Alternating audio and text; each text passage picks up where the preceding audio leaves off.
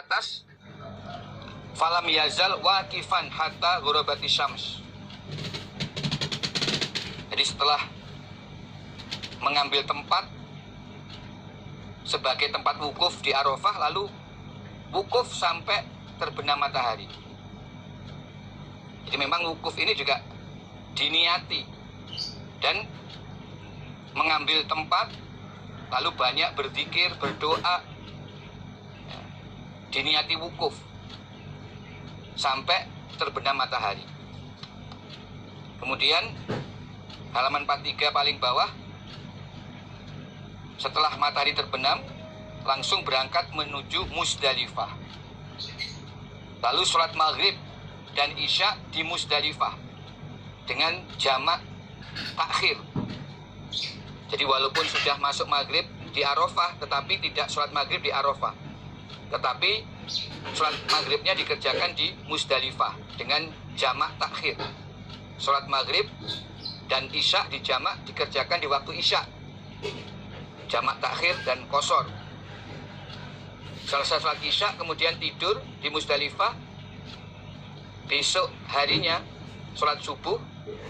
Setelah sholat subuh, Nabi melakukan wukuf sejenak yang dilakukan di Masy'aril Haram, sebagaimana yang kita kaji di awal tadi.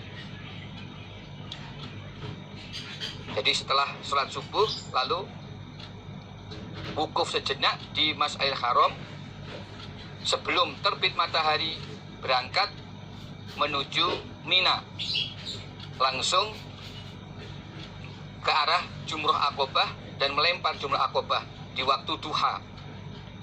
Kemudian cukur dan menyembelih hewan korban, lalu melaksanakan tawaf ifadhah. Halaman 46. Nah, yang penting di sini adalah ketika tawaf ifadhah, Nabi yang mengerjakan haji qiron tidak menambah dengan sa'i. Tetapi para sahabat yang mengerjakan haji tamattu, yang mereka tidak membawa hadiah, setelah tawaf ifadhah diteruskan dengan sa'i Safa Marwah.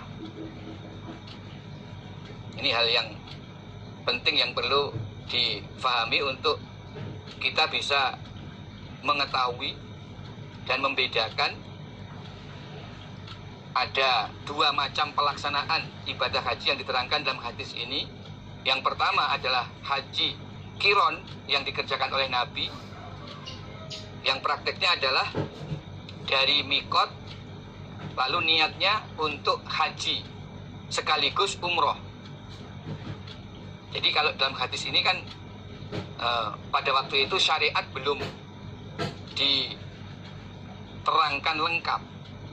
Nabi sendiri juga baru menerangkan perubahan niat itu setelah sampai di Mekah.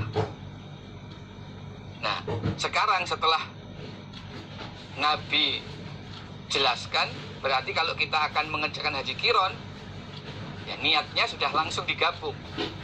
Jadi di mikot kalau haji qiron niatnya labbaik Allahumma hajjan wa umrotan. Ya, labbaik Allahumma hajjan wa umrotan. Saya niat untuk ikhram haji sekaligus ikhram umroh. Nah, ini niat haji untuk yang niat berhaji qiron. Nah, haji qiron persyaratannya harus menyembelih hadiah berupa onta. Prakteknya haji qiron dari mikot niat haji sekaligus umroh, kemudian tawaf, lalu sa'i, dan tidak lukar. Nah, tawaf yang pertama disebut tawaf kudum. Tawaf kudum, lalu sa'i, kemudian tidak lukar. Karena niat ikhramnya itu sekaligus haji dan umroh. Lalu tanggal 8 mulai berangkat ke Arafah, lewat Mina ke Arafah, tanggal 9 untuk wukuf. Jadi habis sa'i, terus tanggal 9 wukuf di Arafah. Kemudian tanggal 10 tawaf ifadhah. Dengan demikian berarti rangkaian rukun dari ibadah haji sudah diselesaikan, yaitu rukun haji, niat ihram dari mikot, kemudian tawaf, sa'i, dan wukuf di Arafah. Nah, prakteknya niat ihram, lalu sa'i, yang didahului tawaf kudum, kemudian sa'i, lalu Arafah, setelah itu baru tawaf ifadah. Tawaf ifadah inilah yang sebagai rukun dari ibadah haji.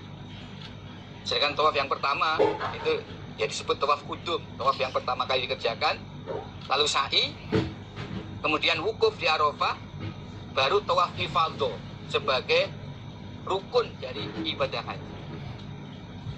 Nah, karena membawa hadiah berupa onta, sehingga pekerjaan itu sudah diniati sekaligus haji dan umroh. Jadi semestinya haji dan umroh itu mempunyai rukun sendiri-sendiri. Untuk umroh itu rukunnya 3. Niat dari ihram, tawaf, sa'i, terus lukar. Untuk haji ditambah 1, yaitu wukuf di Arafah. Jadi haji rukunnya ada 4. Niat ihram dari mikot, kemudian tawaf, sa'i, lalu wukuf di Arafah. Jadi bedanya rukun haji dan umroh hanya 1. Kalau umroh tanpa wukuf di Arafah hanya niat ihram, tawaf, sa'i, sedangkan haji niat ihram, tawaf, sa'i ditambah wukuf di Arafah. Nah, orang yang beribadah haji itu juga wajib mengerjakan umroh. Tidak ada ibadah haji tanpa umroh. Itu berdasarkan ayat wa atimul hajja wal umrata lillah. Nanti akan kita kaji ayatnya. Jadi haji itu harus dikerjakan dengan sempurna, dan umrohnya juga dikerjakan dengan sempurna. Jadi orang haji mesti umroh. Tidak bisa haji saja tanpa umroh. Tidak boleh.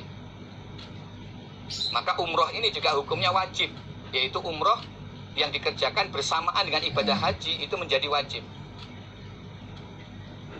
Nah, karena itulah pelaksanaannya, nah, dalam hadis ini sudah diterangkan ada dua macam cara. Yang Nabi kerjakan itu Nabi gabungkan antara umroh dan hajinya dalam satu pekerjaan. Maksudnya satu pekerjaan. Untuk sa'i, cukup sekali sa'i diniati sebagai ihram, umroh, dan haji. Kemudian tawaf ifadah itu sekaligus untuk haji dan umrohnya.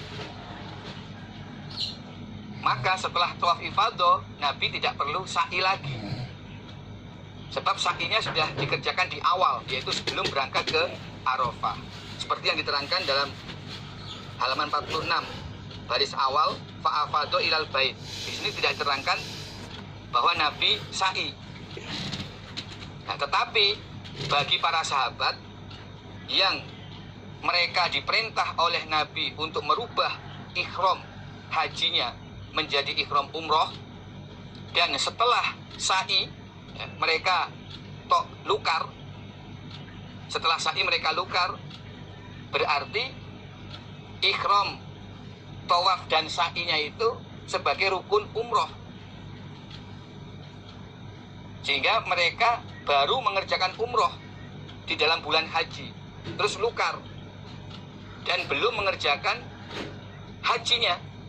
Maka pada tanggal 8 yang disebutkan dalam hadis ini, mulai berpakaian ihram untuk haji.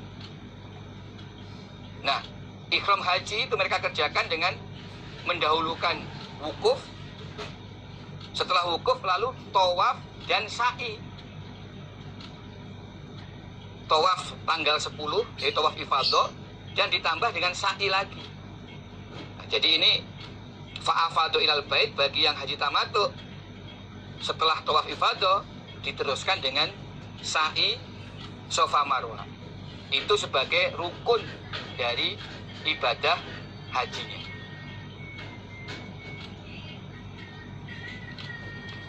Nah, demikian jadi dari hadis hajinya Nabi ini kita sudah dapat mengetahui ada dua cara dalam mengerjakan ibadah haji, yaitu haji qiron dan haji tamattu.